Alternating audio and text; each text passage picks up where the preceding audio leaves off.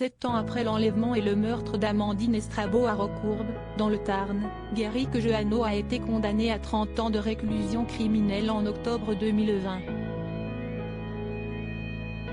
Mais peu de temps après, la défense a fait appel.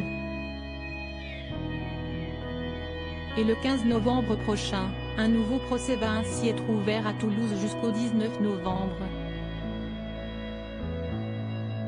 Malgré le manque de nouvelles preuves en faveur de l'accusé, son avocat maître Simon Cohen pense pouvoir faire le lien avec une autre affaire, la disparition de Delphine Jubilard.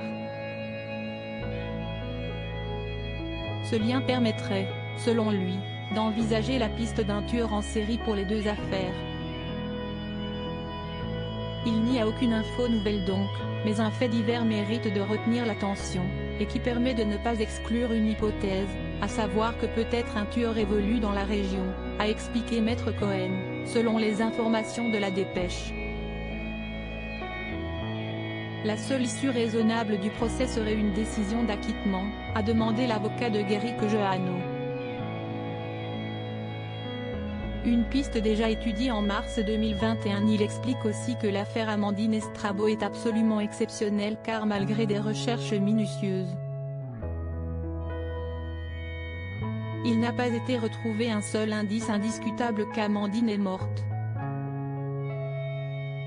La jeune femme de 30 ans a mystérieusement disparu de son domicile le 13 juin 2013.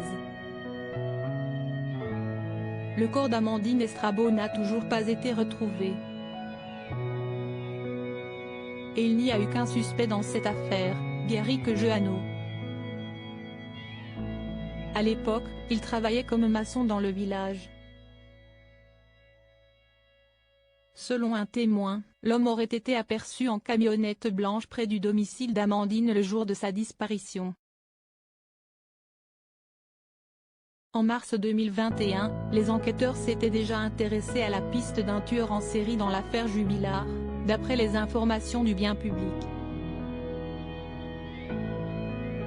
Du moins, ils étudiaient 3 autres dossiers de disparition présentant des similitudes avec celui de l'infirmière portée disparue depuis la nuit du 15 au 16 décembre 2020.